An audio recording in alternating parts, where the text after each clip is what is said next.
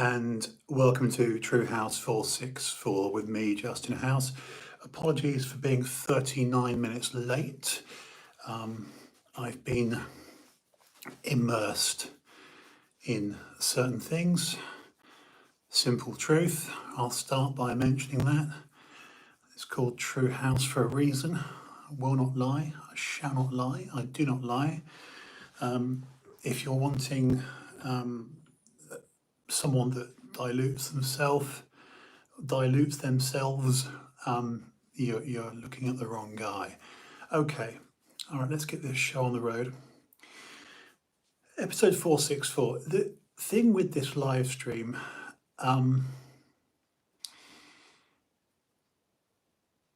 as you can tell, case in point, this very moment, my ponderous start to this stream isn't an improv technique. There are many people online, believe me. There are many good actors with YouTube channels that do intentional, what I'm doing now, this sort of long, drawn out, convoluted, ponderous style, and they're frankly doing improv. They're actors. We are living. The more I do this stream, the more I'm realizing it's about one thing. This stream, whether I agree with the direction it's going in or not, it's a bit rudderless. I mean, anyone listening to that would say, "What are you talking about, you dick?" You know, you're saying, "Oh, it's out of control." You know, you're almost holding yourself, Justin, hostage, and you can't speak about anything other than the societal implications of what is going on. Again, the modernity of our lives, what's happening now. There you go. Just mess around my mic. The sad thing is, I don't think I'm alone. I don't think for a second I'm the only guy feeling like this. Critically, you know, look, I'm looking now across the table at a 50th birthday card that a dear friend of mine, as funny as weird as it might sound, a guy I've never physically met. Our friendship has been built I struggle to say this word, digitally. And I feel very close to this bloke, and I think a lot of him, and he's become a legit true friend, and I trust him implicitly. Implicitly, I trust this guy. So, in the pursuit of truth, again, you know, to labour my own talking point, I will beat any of you in the process of calling myself out, you know, criticising myself. Insofar as I'll openly say, and I don't care how popular this is to say or not, or you know, we are victims of these things, you know, the wretched. Yes, it's a Pixel 6 Pro. You know, everyone's going to be shaped like the letter R, you know, in terms of their posture, because they're all looking at their devices, and we're slaves to something that was. There's an entire live stream. We are all, myself included, obviously myself. I'm talking to two now. Slaves to things that were made by slaves. It is a very naive person that thinks the slave industry or slavery is over. I mean, it's a very naive thing to say. You know, I mean, I could really go there on this, but the epitome of feels like a Salvador Dali or Hieronymus Bosch absurd art, the absurdist painting, surreal. The very definition of perversity, of the upside down, to quote Stranger Things, is the overly woke young person, ordinarily 25 years my junior. This is very typical.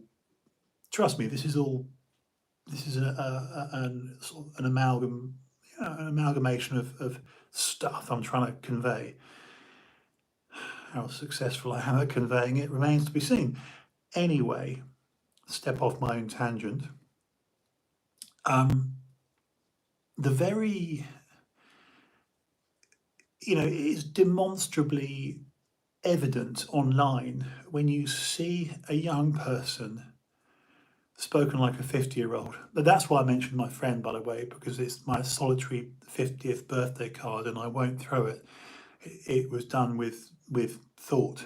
And I always throw any form of cards, but I'm keeping this one. It just highlights my point that you can form a real friendship if you're open-minded and invest in the relationship online. It can be done, and I would be the first person, several years ago to say, "Oh no, you can't. He's behind you. She's behind you." But anyway, I digress.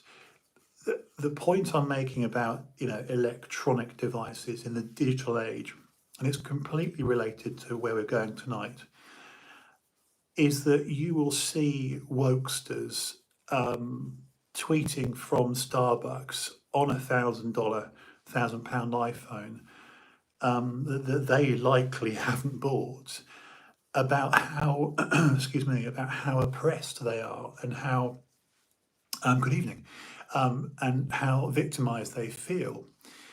And I'm a fan of satire. I'm a fan of absurdist comedy, and obviously being a Brit, raised on a staple diet of the Python crew, Spike Milligan, Peter Cook, Dudley Moore, the list goes on. It's one thing we've always done very well here in Britain, although I'm a complete American fanboy, is that dark comedy. We always called it black comedy, black humour. Oh dear, Justin, you're a racist. No, I'm going to call it what it is. It's black comedy. And what's darkly comic, what's comedically funny, is the tone deafness of, it's like just the whole libtard thing, just you see it on TikTok. I don't even have the app. I refuse to have a TikTok app. But when you see a tweet or any social media post by a person claiming, LARParians, live action role players. I call them left earlogs and LARParians. That's the irony, and the hilarity is in the act itself. So, whether you're into Facebook or the other half of that company, Instagram, or, I'm using Instagram now and YouTube here, whatever, Getter, Gab, Twitter, the list goes on. You can see multiple, thousands of examples of people, furiously tapping away, go, "I'm oppressed, I'm hard done by." But it was actually, this has been raised by many people, far more prolific than I. But most recently I noticed, Rogan, Russell Brand, Tim Pool, etc., saying this. If you were to take one of these, excuse my language, pricks, by the collar, and walk them into Foxconn, walk them into Shenzhen, walk them into, the district where their beloved iPhone. Um, and I do pick on iPhone devotees for the simple reason that I use iPhones and I use Androids. I'm equally in love. I am the first person to level criticism at myself, but just let me not interrupt myself, but to finish the point, if you took one of these um, air quotes deeply affected people, who are furiously posting online about, you know, life being tough and it's unfair and the whole DIE um, acronym, DI as in diversity, inclusion, equity. Um, I prefer fairness, actual equality, and meritocracy. That's just me. And you literally frog marched them into Foxconn and watched their reaction to said Chinese person making said aforementioned iPhone doing a short shift of 16 hours a day. And we all know the story about the nets around the perimeter of the Foxconn factory to prevent people from successfully taking their life. And then if we scale that, if we get reductive and scale that back, and you say, well, where in terms of ore, O-R-E, the mining of it, the lithium batteries and the obtaining of lithium, and where, let's scale back. Let's use that scary word, slavery. Only the most naive person fails to see or acknowledge or appreciate that their let's call it what it is. A mid-range phone is a monkey, that's English slang for 500. A flagship phone is 1,000 or thereabouts, 850 to 1,000. And a high-end flagship is 12.5 to 1,500, and those are the numbers.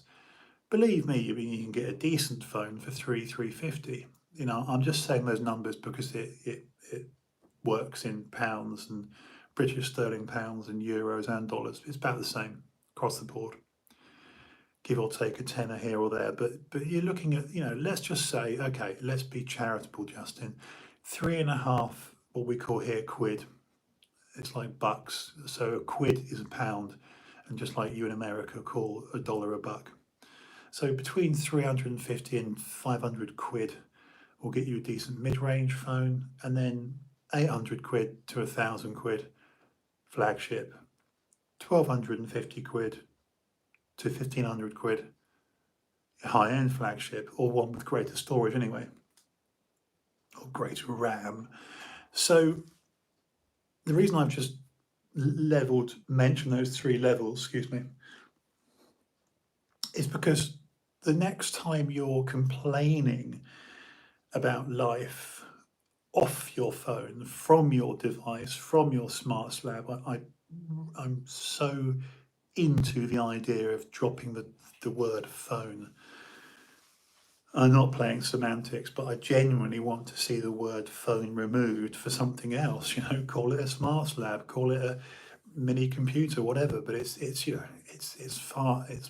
I almost think it's insulting to the very workers that I'm mentioning. I mean, I could go full rabbit hole on this, but like I say, I'm talking to two smartphones this minute, and there's a third, so a couple of Androids and an iPhone. I don't own any of them, so trust me, I can't buy them. But the point I'm making is I treat them with such respect and such humility, and they're beyond perfect in condition. When I return my devices, it's always commented on by the recipient on the other end that the phone that I've sent back and returned to whoever is as good, if not better, than shop day one. It's pristine, and they're not dropped, and they're polished daily. And many would say, well, that's excessive. Yep, of course it is, but it's the least I can do. It's the least I can do to acknowledge and appreciate and to treasure something that wouldn't be in my hands. I mean, this, for example, this Pixel 6 Pro, and I won't go on too much longer about this because I'll become a terrible bore.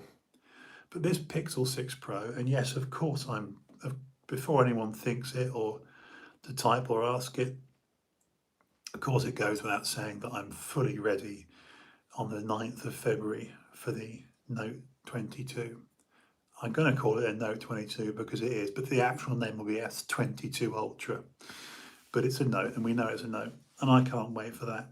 It's going to be nigh on perfect. Anyway, I go full geek mode with phones because I actually think it's disrespectful to, let's not pull any punches, to the slaves that made it.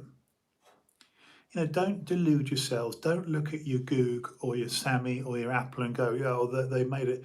This is why, in fact, I'm going to finish this paragraph, if you like. This is why I know many of you hate him, but this is one policy, one area where a precedent was set by a president, Trump, and that was American manufacturing. And if my challenge to people, I'd love to debate one of these people, a full wokester. I actually mean that, because there could be areas where they'd educate me, and I damn well listen. I'm just not conceited enough to go, that's it, I'm right on all these things. But I would properly take someone to task that had the gall, frankly, to, for example, tweet from their £1,000 iPhone about their oppression, because this is an example of their tone deafness. They fail to realise that the mere fact that slab, that device, is in their hand, crushes, it just squashes any idea that person, that owner of said device might have, he or she, about being oppressed. In fact, let me go one stage further. If any human here in the West is able to send out a message on social media from a modern smartphone made in the last 3 years, just for argument's sake, from 2019 onwards, let's just say that, okay, let's just set low-hanging fruit. All right, this is a little Justin rant, and then I shall move on to tonight's gravy, to quote Owen Benjamin. Any human in the Western Hemisphere who is physically able to complain about their situation from a modern device. Here are some results from a search. Jeez. From a modern device is, to me, laughable, that they've defeated their own argument. It's literally, to me, it's comedy. It's and the irony will be lost on them. A, they're not capable of, as I wouldn't be, of making said device. And B, if they had to obtain other ways other than, let's face it, we are in an age now where without speaking to a human, without engaging a human, I can go to my mobile, America, cell, service provider's app and order and pre-order, as I will next month, a new device in minutes and press enter. I agree. Yes. Literally minutes, guys. I'm sure some of you have done this. It's actually very, very, to my mind, very, very, very exciting. It's thrilling to me. But then again, I'm a smartphone junkie. But my point is this. My convoluted, ponderous point is this. If you're able to sit in the comfort of your home, number one, you've got a roof over your head. Number two, you're likely to own, a fridge full of food. You've got your fantastic £1,000, £1,000 digital device.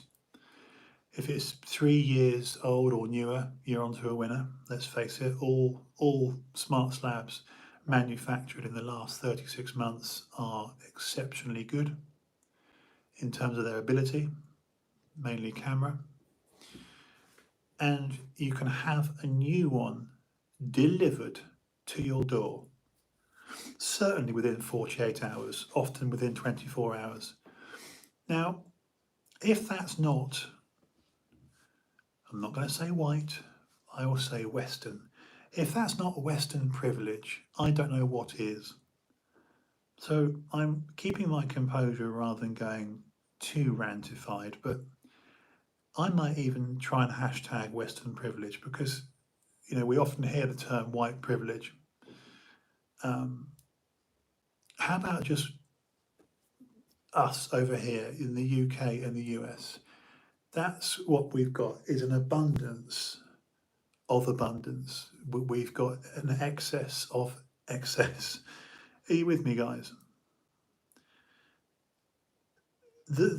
Again, I use words like perversity and absurdity because, and this is where I'm going to try and segue onto this topic tonight, about how conspiracy theories, aka spoiler alerts, I think that's brilliant. I'm not saying it's my idea. I've certainly heard it months ago, but it's anyway. I'm trying to remember where I heard it or where I saw it, but it's not an original. You know me, I will never plagiarise, or if I use, I will damn well say where I got it. Probably off someone like Russell Brand. Was it in the comment section on YouTube? I will anyway. But I've said it. I said already. It's not mine. I wish it was my original thought because I think it's a gem. And I put it on my Instagram feed today. Just simple, straightforward truth. The term conspiracy. Like I say, I'm finished with the subject, but about the phones and about the people mining for. So I tell you. Sorry, I'm going to just remind myself, and I'm going to say it out loud. What one point I didn't finish, I didn't close up on, was the Trump thing. Trump, I touched on it, but I didn't finish it. I started to greenlight Trump in my head on his policies. I know his performance was horrible, his language, his, just his words, his tweets, ironically, were terrible. But some of the things that Trump was for, I and millions of others are for. Namely, a desire, and I actually believe he'd go through with this, to bring, air quotes, back home American manufacturing. Now, we are so used to, case in point, I'm wearing a cheap Fruit of the Loom t-shirt, these things I live in, and a baseball cap. It's like 10 quid for the hat, £2.99 to £5.99 for these t-shirts, I kid you not. Now, those prices would be doubled. I believe those prices would be doubled if they were made here in Blighty, the UK, or in the US. But you know what? I wouldn't batter an eyelid if I knew categorically. Let me transpose this onto something like a phone. If my tariff increased by 50 quid a month, I'd actually go, yep. if I knew, absolutely knew, that the said smartphone I was enjoying was put together here. I mean that. Same with my clothing. Every piece of material that I wear, if I knew categorically that it was sourced and assembled and shipped, yeah, that's SAS, isn't it? Source, assemble, ship. Here in my home country, and the same is true for American people, of course, I'd pay absolutely more money if they said, look, that's going to be another 50%. And you know what? Depending on your wallet, you might go for 100% because, I'm no economist. I'm no statistician. I'm certainly no politician. But the issue is the farming out of jobs, isn't it? The loss of jobs, the sending overseas of jobs. Because of the economy, the Chinese and Singapore and, wherever these, we know you can have British design, American design. This is the one that boasts, isn't it, about one of the biggest companies to ever exist in history is Apple. And the boast with Apple is, of course, it's American, it's, Cupertino, California, yeah. But it might have been thought about and dreamt up there, yeah. Steve Jobs and RIP and all that. Good morning, Tim Cook. But nothing, not a single component is slapped together, frankly, on American soil. And you can say it with Samsung or whatever company you're into, yeah. So again, to reinforce my own talking point, this is something that Trump was for. And I know for a fact, all the people into, demagoguery, the LARPers on the left. Remember, guys, if you're to the centre of the left, because the left is so radicalised now, if you're a centrist, and I am a centrist, they, leftists, call me far right, an extreme alt-right, far right, Nazi, skinhead, etc. So remember how you're being spoken about. Not that it matters a toss, it doesn't, it really doesn't. But this is the area of delusion, of, again, absurdity, where you've got the cult of the left that refer to everyone who's frankly a centrist as being far right. That's how massively to the left they've gone. Anyway, so the overarching point, I've done 28, 29 minutes almost on talking about the, Western privilege and smartphones and clothing and, bring back home manufacturing. It's something like, no shit, no joke, something I feel actually very, very strongly about. I really mean that. If I got an email tonight from the people that supply my phones and said, look, we're sorry to report that as from next month, it's another 50, 60, 70 quid on top of your bill. But know that, and we will prove that the phones we send you are all done here. I would be over the moon. Although I've lost the feed there. And we're back. But I would be absolutely over the moon if that was the case. Okay, hopefully that'll come back. Is that back yet? It's frozen. It's frozen. I hope it's working. Damn it.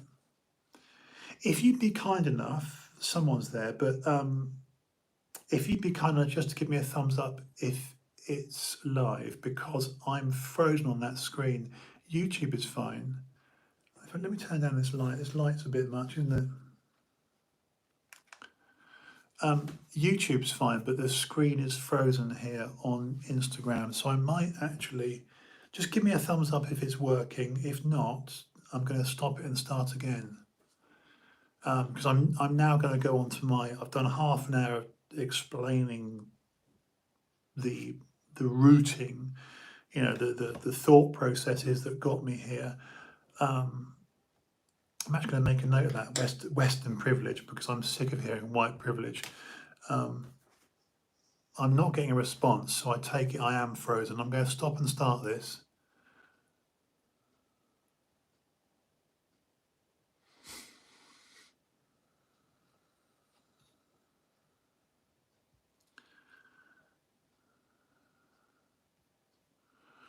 Sorry, YouTube.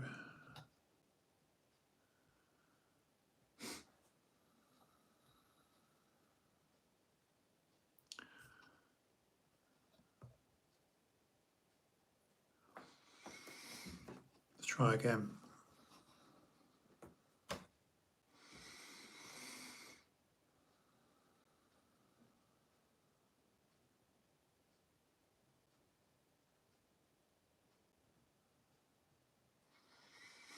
Well, I hope that's working. If you're there, Lewis, give me it's Lewis.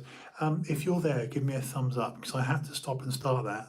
The internet's been terrible.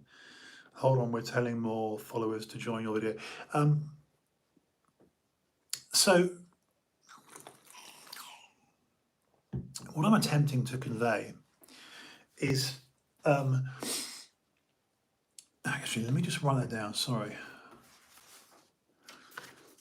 Proof. I've taken some notes, look.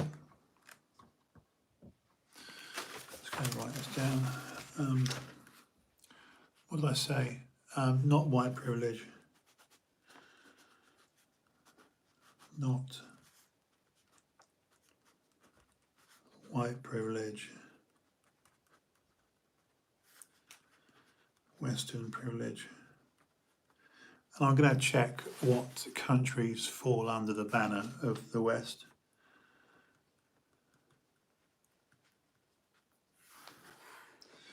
Let me try that now. While I'm just going to kill some time just to see if people arrive back on Instagram. And go to my microphone. Okay, let's try this.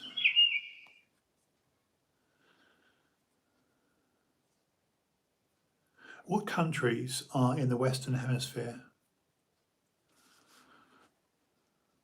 Here's a summary from U.S. Department of State, State Department.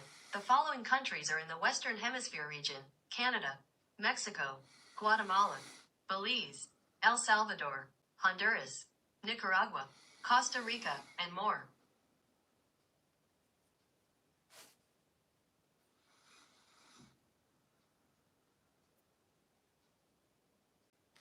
Is the UK considered part of the Western Hemisphere? According to Wikipedia, the Western world, also known as the West, refers to various regions, nations, and states, depending on the context, most often consisting of the majority of Europe. Of course we are. I'm actually doing this because I'm full of self-doubt. The Western world, developed countries, the concept of the Western part of the earth has its roots in methodological, great word, methodological, yeah, it's where I put the emphasis, isn't it? Methodological,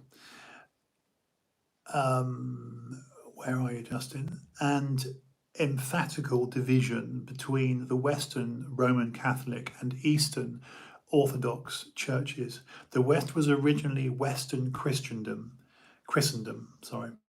opposing Catholic and Protestant Europe, with the cultures and civilizations of Orthodox Europe, the Middle East and North Africa, Sub-Saharan Africa, South Asia, Southeast Asia and East Asia, which medieval and early modern Western Europeans saw as the East. By the mid-20th century, Western culture was exported worldwide through the emergent mass media. Oh, hello. Think about that, guys. The emergent, I don't like that light. That looks terrible on me. Do you know what? I'm going to remove my bloody hat because it's itching tonight. My hair's growing, so well, I wish it would grow, but what I mean to say is this is where I do get some growth on the sides. As I'm a bald fucker these days. See if I can change that light a bit bright. That'll do a little bit darker. Okay, so by the mid-20th century, Western culture was exported worldwide through the emergent mass media, film, radio, television, and recorded music, and the development and growth of international transport and telecommunication, such as transatlantic cable and radio telephone, played a decisive role in modern globalization. In modern usage, Western world sometimes refers to Europe and to that's us, and to areas whose populations have had a large presence of particular European ethnic groups since the 15th century age discovery. What age is the Enlightenment, by the way? This is most evident in Australia and New Zealand's inclusion in modern definitions of the Western world. Despite being part of the Eastern Hemisphere, these regions and those like it are included due to its significant British influence. We've always punched above our weight, haven't we? Deriving from the colonisation of British explorers and the immigration of Europeans in the 20th century, which has since grounded the country to the Western, grounded the country to the Western world politically and culturally. Right. So, what was the question I had for Goog? Come on, Justin, you moron. That's gone.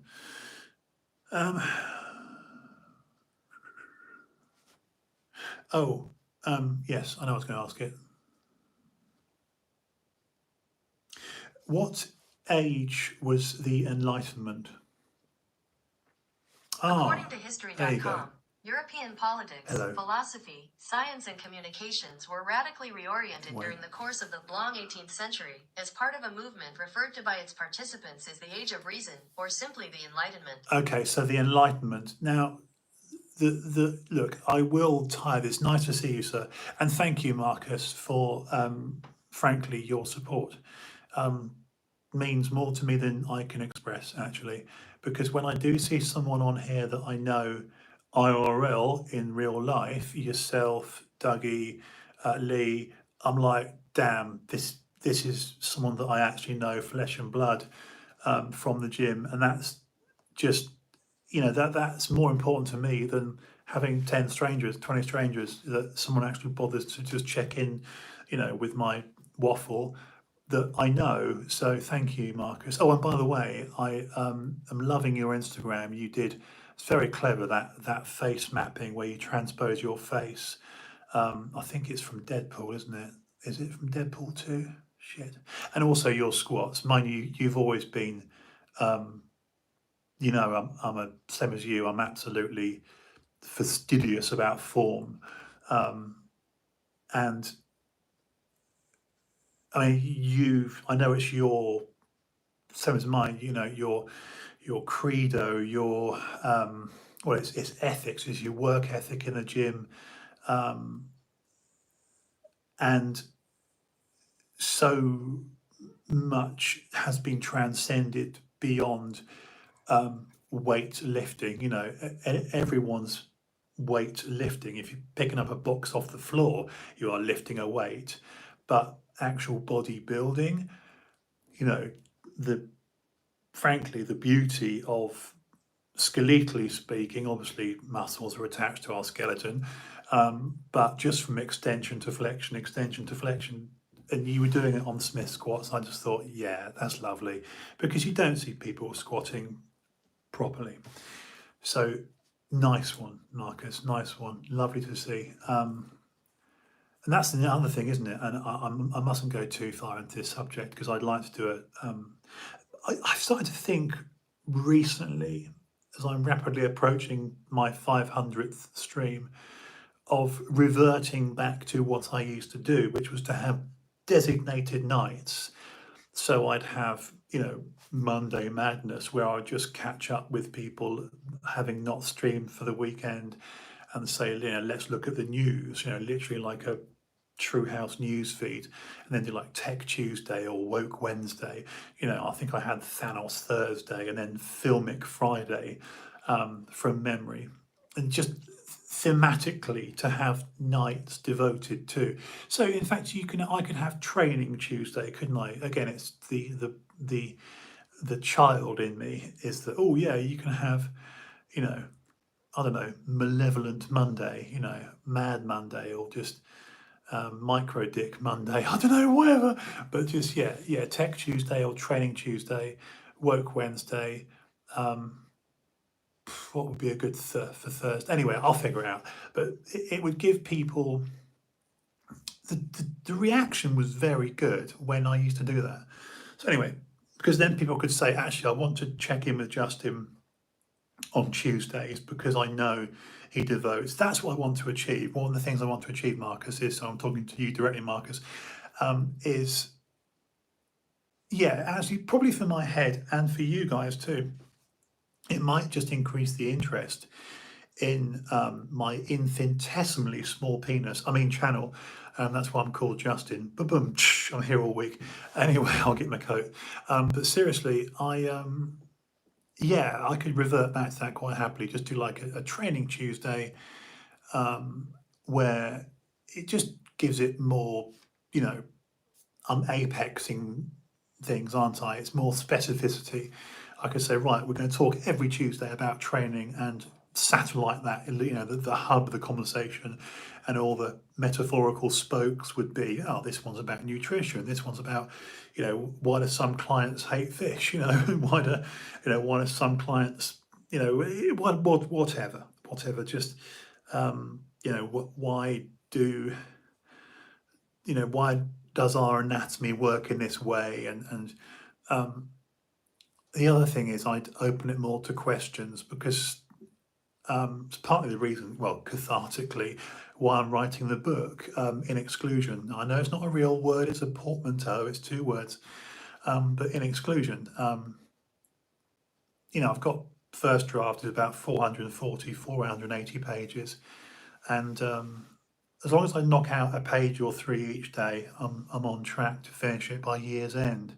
But I also know that I will curate and edit it so heavily, because having turned 50 last week, literally, my opening sentence in the bloody book is, I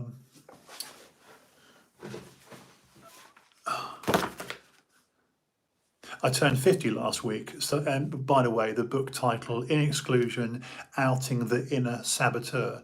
I'm not so conceited as to write outing my inner saboteur. Again, thinking many, many, many, many, many steps ahead, erring on the side of caution. You've got the arrogance to think that you'd even be published, Justin. Many people self-publish because they have to. But outing the inner saboteur, that automatically Waterstones, Barnes and Noble puts in a self-help section. But, we've got to include in the book my 22-year battle with opiates. Again, there'll be it will be a ripped off scab every chapter. There's nothing about my book that's going to be remotely embellished. So I won't go, there'd be no artistic licensing, embellishing or exaggerating, frankly, bullshitting. Why bullshit?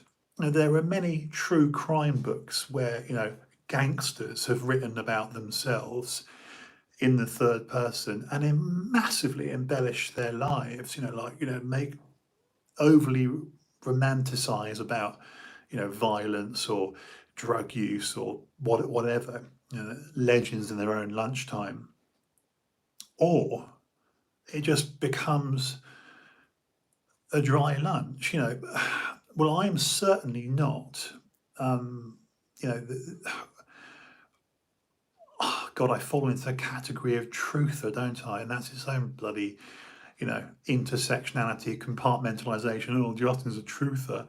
Well, yeah, actually, because I won't lie, because to lie is to compromise and to dilute yourself. And I also think that's insulting to your intelligence. Anyone listening or watching or reading the book when it's done will be like, well, this bloke thinks I'm thick. I know, Justin House. that didn't happen. You know what I mean? Or Justin's, he's, embellishing that story. That wasn't how it went down. Why would I do that? That's such a dick move. So there's no danger of anything anecdotal in the book of being embellished upon, frankly talking shit. You know, there's some very, very dark subjects covered in this. Anyway, I turned 50 last week, so I figured this is overdue. It's been simmering long enough. I mean, that's literally how I'm starting the book. But I've had to plonk in that good word, just that intro, purely because I turned 50 last week, and I thought, well, it's people who start writing their life story at 30. Have you lived enough? Again, it's subjective, because some people by age 12 have done more stuff in terms of a lived experience than someone that's lived 5 to 6 decades in the same cul-de-sac in the same postcode. Caveat, not there's anything wrong with that. I'm not saying it's wrong to be born and to die in the same damn postcode, because there's a lot to be said for consistency. Something I've not been consistent in doing is, I've lived, ironically, back to my hometown of Bournemouth now, where I spent the first 22 years of my life. And that's where the book literally begins, is, this sort of provincial, parochial existence of like, oh, I was so desperately keen to flee Bournemouth in Dorset, which, by the way, has the New Forest, and it has arguably the Bournemouth beaches are probably some of the best in Britain. There's got places, obviously Brighton's nice, and Pras Sands and Cornwall and Devon, but generally speaking, the Bournemouth beach all the way round, to sort of, keep going to Hengistbury Head, Old Harry, sort of Isle of Wight, all the way around to Sandbanks, the Millionaires Row, the peninsula at Sandbanks and beyond. It's a beautiful part of the country, of the world, frankly. Into Lulworth Cove, that's pretty iconic, Durdle Door, Lulworth Cove, all these places I grew up in. So there's a lot of it, the first 22 years of my life, before I got bitten by the bright lights, big city bug of a cosmopolitan city like London. And oh my God, was I keen to run. So again, it was my inner saboteur and my really inverted snobbery perversion of, frankly, being born with a silver spoon in my mouth, having nothing but privilege, good loving parents, good home, good nutrition, good schooling, got myself expelled again and again, twice. So that is again and again. But the point is, the mistakes were mine. They weren't imposed, in terms of externalities. It's not like, oh, my father beat me and my mum was a whore, a crack hoe, and I was on the streets, man. No. I came from a very, very pleasant existence. I was the kid that got a grifter one Christmas. Then the next Christmas I got a BMX when BMXs came in and grifters were too heavy. I was that lucky boy that got the Star Wars collection, a fiver every Saturday for pocket money for mowing the lawn. That's privilege. It is. Anyway,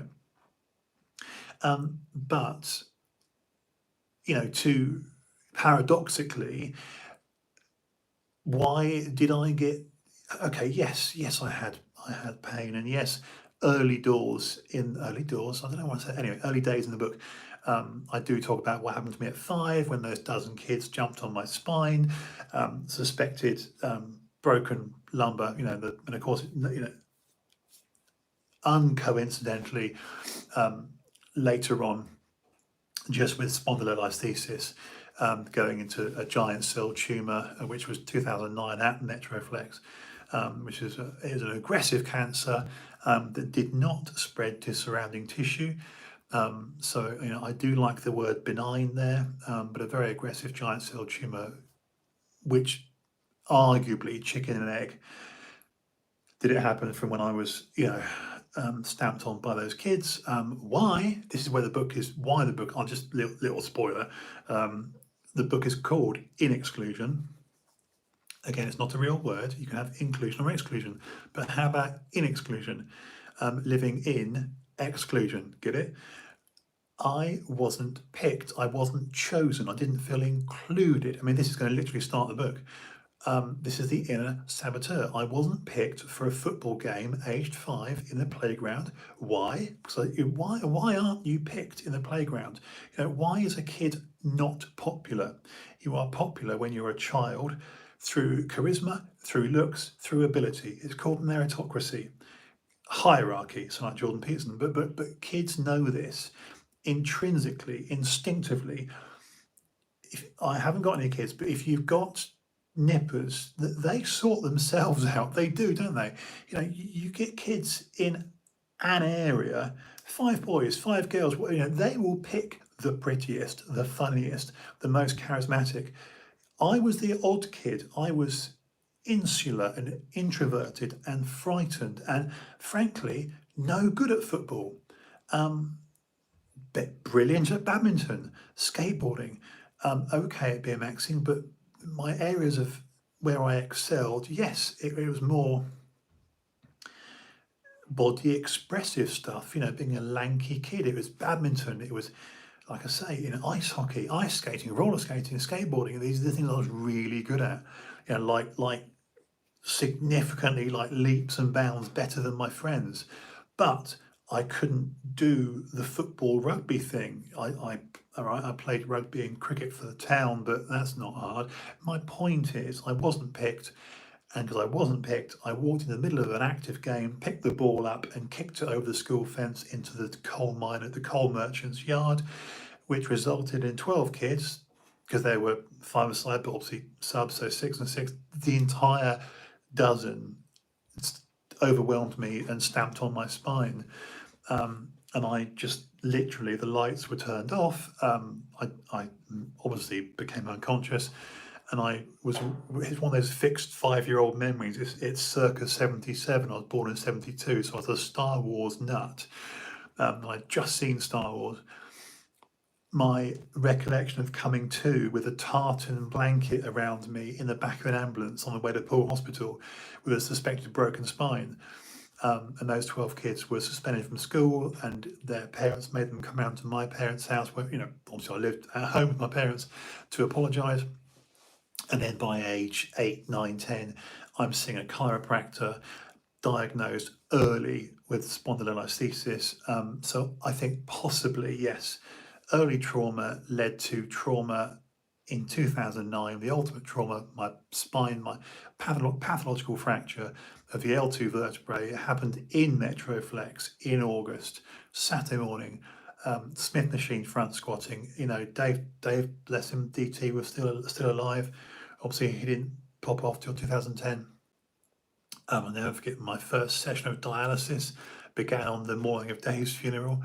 But the point is, you know, it happened. The giant cell tumor is a nasty, aggressive cancer, but it was contained, and they removed the L2 vertebrae, both discs above and below, two ribs, and the L2 root nerve.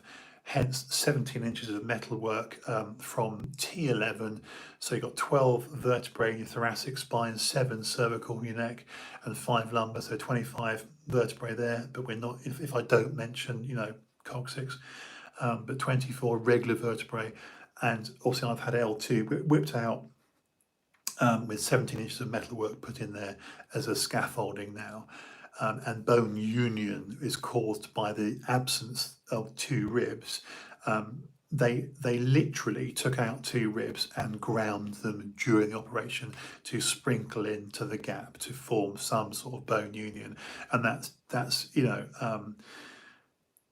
a vertebrectomy, spinal fusion, and that's why I've got no feeling below the waist, of course.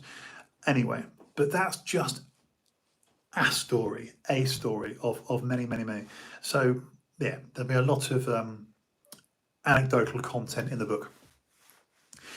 So what I've done tonight, which I am guilty of doing way too often, is to trip myself up in the stream by saying, tonight we're talking about this, and then I don't. Saboteur, there you go. I know I'm still moving funny because of the neck, but this is my best night so far because I've been able to talk for nearly an hour, so I've gone over my little rule. Maybe I should just tell myself to shut up now, because I really want to speak about this. Yeah, I'm going to push it on to tomorrow night, and what I'll do tomorrow night with episode 465, because this has been episode 464, is to expand on the topic of how conspiracy theories, which we now know are conspiracy facts, many of them, like 6 months ago, if you mentioned the Wuhan lab leak, you were a bloody conspiracy theorist, and you'd be promptly removed from, Insta, Facebook, whoever. And now, of course, we all know what we knew. Again, the irony is not lost on me insofar as, give my hanky, my nose is running. It's oh there it is. It's just funny. It's just funny that the overlords, the fact checkers. One tweet I put out the other day was, I'd love to physically know who the fact checkers are, because none of us surely think that, Mark of the Beast, Zuckerberg, is literally physically going around, like a school teacher, looming over, palm on desk, over the shoulder of said coder, writing out, because let's face it, algorithms don't write themselves. You don't need to be a computer genius, especially, learn to code, to understand that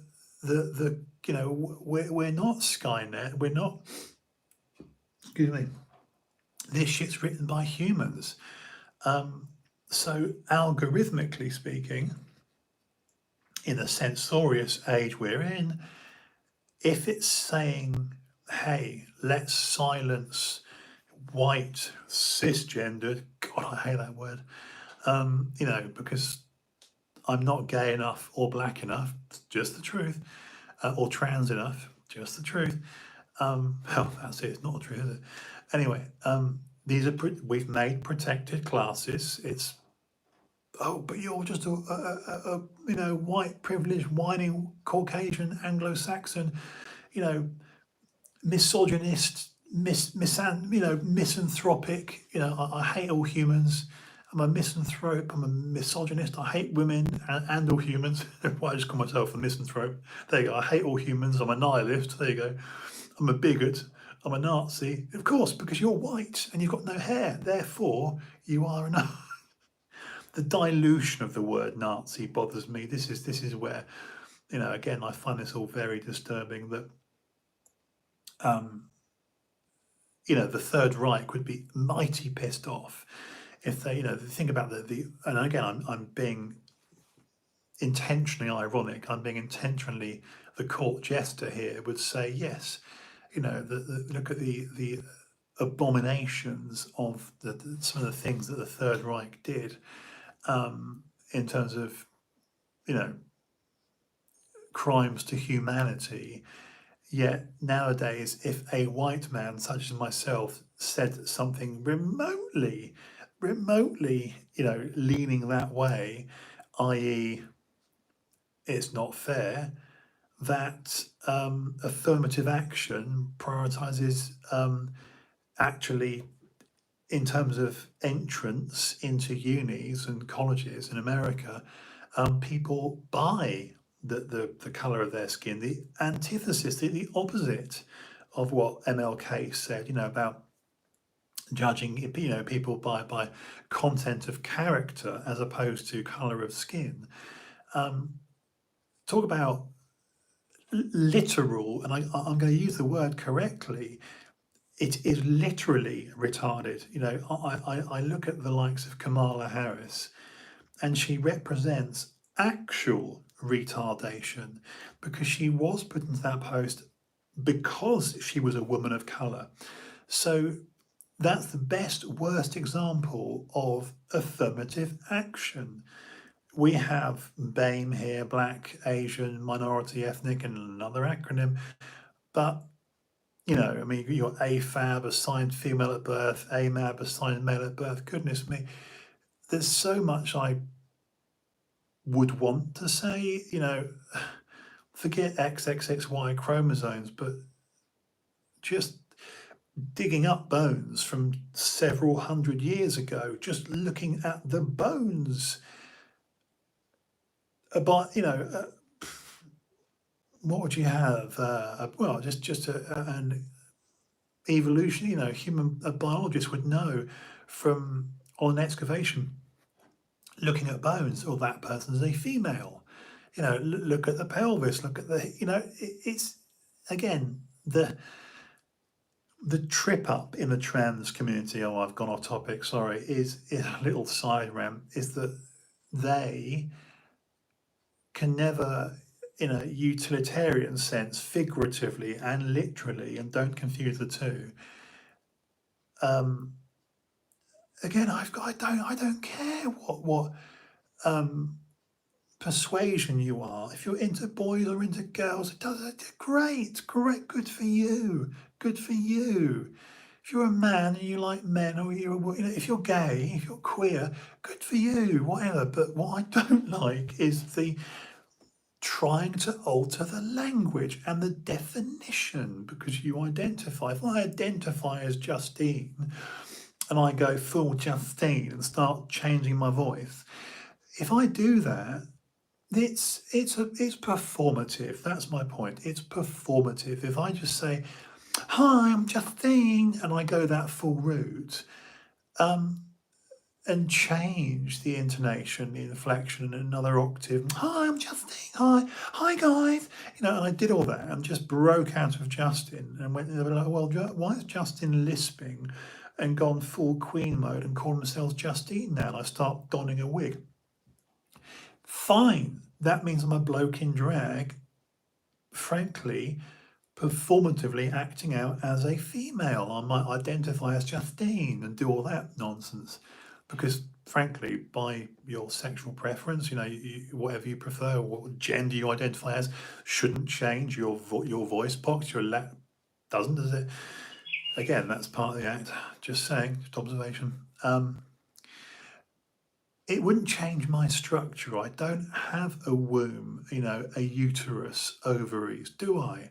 And no, men don't menstruate too. And this is why universities like Oxford and Cambridge should not stock tampons in the men's toilets because men can't menstruate. In fact, the only men I know in my lived experience that do need tampons, and this is, you know, spoiler alert, if you're easily shocked or triggered, watch out. But in my experience, certainly a couple of dozen, probably 30-ish gay clients that I've had in what, a 27-year teaching career, PTing, would frankly come into the gym on a Monday morning, very tender, with a tampon inside them, where they'd had a heavy weekend. And if any personal trainers hear this and don't relate to it, you've not had enough gay clients who have said, "Oh, I had a heavy one on Saturday night," simply means they were so active in the back passage that they've had to use a tampon because they're hemorrhaging. And that's, again, that's an area of gay physical activity that's not spoken about, is it? You know, just the basic hygiene, but whatever. Again, I've got no issue with that. If you want to do some backdoor action, knock yourself out. The point is, it's romanticized, it's glamorized, it's promoted. It's like, yeah, gay pride, rainbow flag. But can any of you think of a figurehead that comes out publicly and says, "Hey, fellas, you know, if you're a topper or a bottomer, you know, if you're giving or receiving, then these are, you know, once you've douched, and these are the practices, and to stop hemorrhaging, you know." Oh, you can't talk. Well, no, but that's the reality. If you're a gay couple partaking in a heavy night, that's facts. So when they come to me, obviously I'm retired now, as if you can't tell, a personal trainer on a Monday morning, and so they say, "Oh, no squats for me today, no deadlifts for me tonight, I'm a bit leaky." That's what it physically means. "Oh, Justin, you're a homophobe." No, wrong. Some of my most fun ever nights at clubs and comedy clubs, and just fun, doubled over, bent over, doubling in laughter, literally wetting myself with fun, with giggles, have been with gay men. There's literally, I would think of many dozens of frankly wonderful nights where I've been with a big group of blokes and there's, X percentage are gay, or I've been in gay clubs and I've had the night of my life with no aggression, no punch up, not too much testosterone, of course, great. Or I've been with a girlfriend, and as a couple, a couple of gay guys might quite like my girlfriend, or when I had hair and better looks, might fancy me a bit. We have a right good night. So I've got no issue, no hatred with gay men at all, because why would I socialise with them? I just wish, God, I've really gone on to the gay thing. I just wish that if people are going to conduct themselves behind closed doors and frankly blast away in the back door and really go for it as they do in my experience, you know, I've been to garden parties, for goodness sake. I remember, what did I do? I did 3 years in LA, didn't I? In Laurel Canyon, the Hollywood Hills, I shit you not, and actually again walked in on people just hammering away. Not a pretty sight, but again, that's just me. But I wish, and I mean this, I wish prolific gay figures or activists or the gay community would just speak out rather than this pretense. And it's a complete facade. It's a complete facade, because let me finish tonight with this. The message is, and this is a complete, again, demagoguery. This is full LARPing, live action role playing from the left. It's from the left. Gay is cool, trans is cool, and that's the mass formation psychosis, amongst other things. But again, in terms of, psychologically programming people